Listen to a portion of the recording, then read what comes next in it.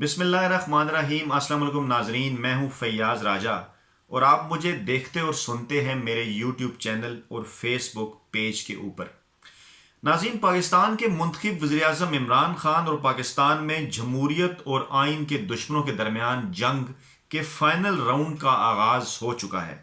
اس جنگ میں ایک طرف وہ شخص ہے جس نے پاکستان کی تاریخ میں سب سے زیادہ ووٹ لیے اور ملکی تاریخ میں ذاتی طور پر سب سے زیادہ حلقوں میں انتخاب جیت کر پارلیمنٹ میں پہنچا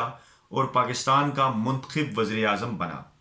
اس جنگ میں اس کے مد مقابل وہ خاندان ہیں جو گزشتہ 50 برس سے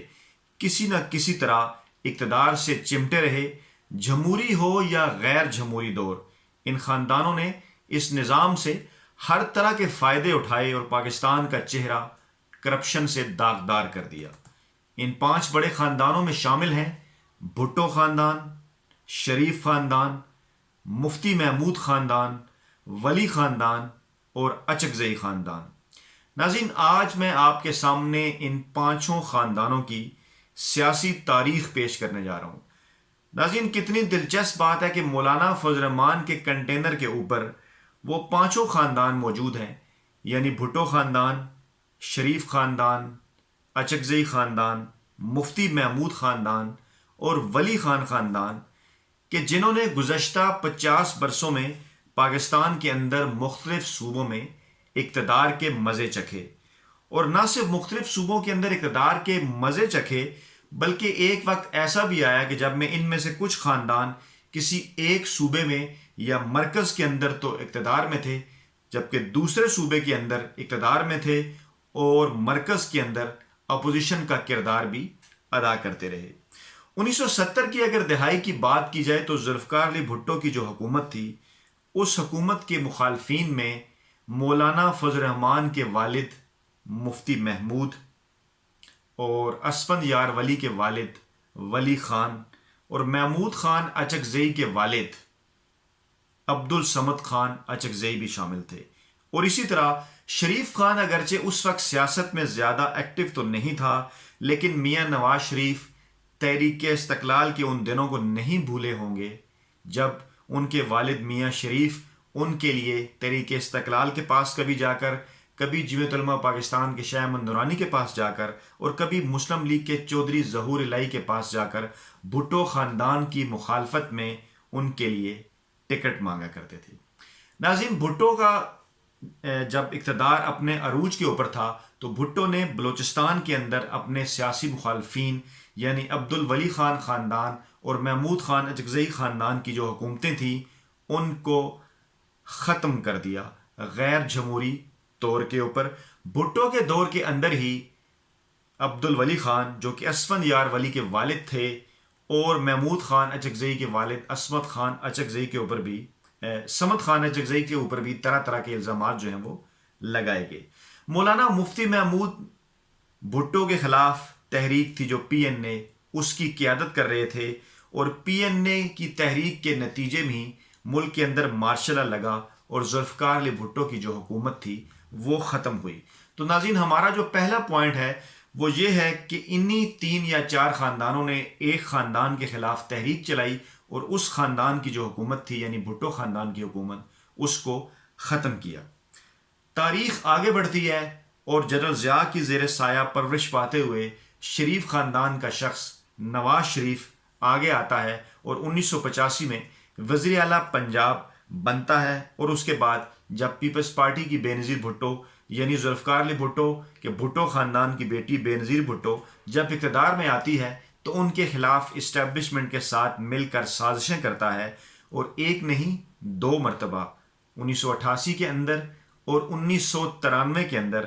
دونوں مرتبہ جو ہے وہ ان کی حکومتیں ختم کرواتا ہے مدت پوری ہونے سے پہلے۔ اسی طرح مولانا فضل الرحمان جو کہ مفتی محمود کے صاحبزادے ہیں، وہ 1988 کی اسمبلی میں منتخب ہو کر آتے ہیں اور بے نظیر بھٹو کے خلاف جب تحریک عدم اعتماد پیش کی جاتی ہے تو وہ میاں نواز شریف کے ساتھ ہراول دستے میں شامل ہوتے ہیں، یعنی کہ اسٹیبلشمنٹ کے ساتھ مل کر شریف خاندان اور مفتی محمود خاندان بھٹو خاندان کی حکومت کا خاتمہ کرتا ہے۔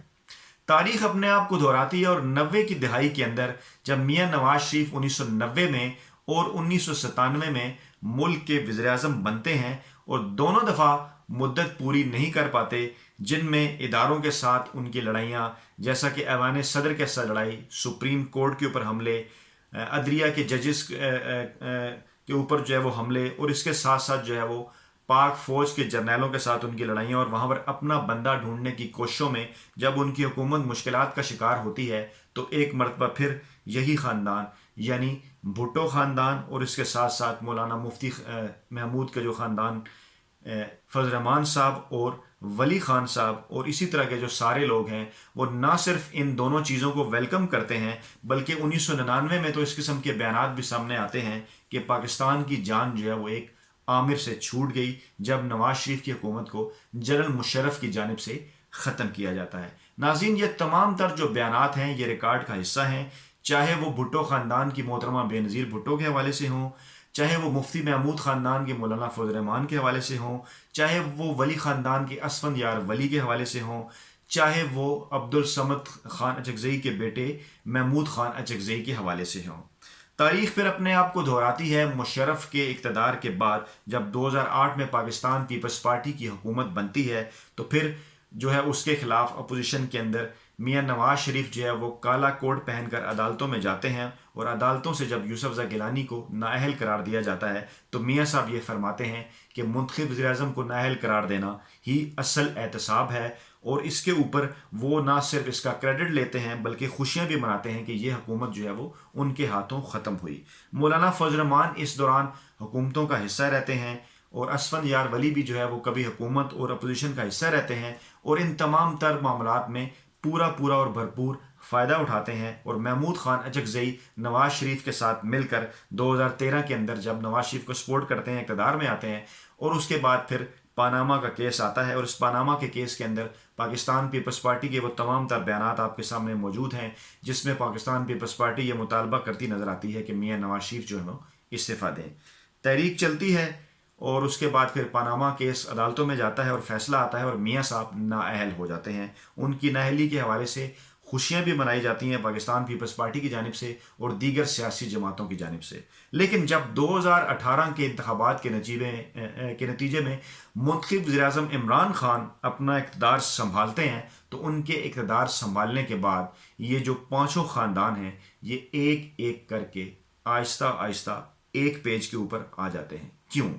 ناظرین، یہ سب سے بڑا سوال ہے، اور اس سوال کا جواب یہ ہے کہ انہی خاندانوں نے اپنے دور اقتدار کے اندر ایک دوسرے کے خلاف سیاسی مخالفت کے نتیجے میں یا دیگر معاملات کے نتیجے میں اور نظر آنے والی کرپشن کے نتیجے میں جو کیسز بنائے ہوتے ہیں، عمران خان حکومت میں ان کیسز میں تیزی آ جاتی ہے، ان کی جو تحقیقات ہیں اس میں تیزی آ جاتی ہے، اور عدالتوں سے جو ہے وہ تیزی سے فیصلے آنا شروع ہوتے ہیں، تو یہ تمام خاندان عمران خان کی جمہوری حکومت کے خلاف اس احتساب سے بچنے کے لیے اکٹھے ہو جاتے ہیں اور نعرہ لگاتے ہیں پاکستان میں آئین اور جمہوریت کی بالادستی کا، اور بات کرتے ہیں کہ پاکستان میں کسی منتخب وزیر اعظم کو اپنی مدت پوری نہیں کرنے دی گئی، لیکن تاریخ یہ بتاتی ہے کہ یہ پانچوں خاندان، بھٹو خاندان،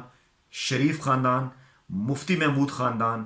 ولی خان خاندان اور اچکزئی خاندان نہ صرف ایک دوسرے کی حکومتیں گراتے رہے بلکہ ایک دوسرے کو جرنیلوں کے ساتھ مل کر اور مختلف اسٹیبلشمنٹ کی قوتوں کے ساتھ مل کر غدار بھی قرار دیتے رہے۔ ولی خان کو ذوالفقار علی بھٹو نے غدار قرار دیا، محمود خان اچکزئی کے والد محترم کے حوالے سے بھی جو ان کے خیالات تھے وہ سب کے سامنے ہیں، بے نظیر بھٹو کو نواز شریف نے غدار قرار دیا، اور اسی طرح یہ جو پانچوں خاندان ہیں ایک دوسرے کی حکومتیں گرانے کے میں جو ہے وہ اپنا بھرپور حصہ ڈالتے رہے۔ لیکن آج جب انہیں یہ نظر آتا ہے کہ ایک منتخب وزیر اعظم عمران خان جو کہ عوامی سپورٹ سے منتخب ہوئے اور اس وقت ان کی حکومت بڑی کامیابی کے ساتھ تمام تر مسائل ملک کے اندر موجود ہیں جن کے اوپر ابھی کام کرنا باقی ہے، گورننس کے ایشو ہیں، مہنگائی کے ایشو ہیں، لیکن اس کے باوجود حکومت جو ہے وہ مختلف شعبوں میں جو ہے حکومت نے کئی ایسے اقدامات اٹھائے ہیں جو کہ ایک جمہوری اور سیاسی حکومت کے لیے انتہائی ضروری ہوتے ہیں، اور وہ حکومت اس کے پاس ابھی 3 سال موجود ہیں، لیکن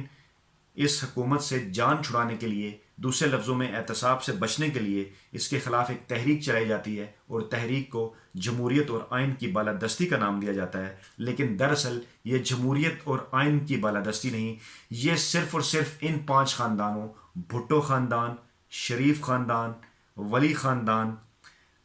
مفتی محمود خاندان اور اچکزئی خاندان کی سیاست کو بچانے کی ایک بھونڈی کوشش ہے۔ ان خاندانوں کی تیسری نسل یعنی ذوالفقار علی بھٹو، بے نظیر بھٹو اور اب بلاول بھٹو یعنی مفتی محمود، مولانا فضل الرحمان اور اب ان کے صاحبزادے مولانا اسد محمود، ولی خان، اسفندیار ولی خان اور ان کے بھی جو صاحبزادے ہیں وہ بھی اس وقت جو ہے وہ عوامی نیشنل پارٹی میں ایک اہم کردار ادا کر رہے ہیں۔ اور اسی طرح عبدالصمد خان اچکزئی کے بعد محمود خان اچکزئی اور پھر ان کے بھائی اور ان کی بھابھیاں اور ان کے کزنز اور ان کے بھتیجے بھتیجیاں سارے جو ہیں وہ ایک نہ صرف جو ہے وہ سیاسی طور پہ ایکٹیو ہیں، بلکہ اس سیاسی جماعت جس کو پشتونخوا ملی عوامی پارٹی کہا جاتا ہے اس میں ایکٹیولی پارٹیسپیٹ بھی کرتے ہیں۔ تو ناظرین، یہ ہے پاکستان کی وہ تاریخ اور یہ ہے پاکستان کے 5 سیاسی خاندانوں کی تاریخ، اور جو بظاہر آپ کو جمہوریت اور آئین کی بالادستی کے لیے اکٹھے ہوئے نظر آتے ہیں، لیکن ان کا ایجنڈا صرف اور صرف ان 5 خاندانوں کی کرپشن کے اوپر جو ہے وہ پردہ ڈالنا ہے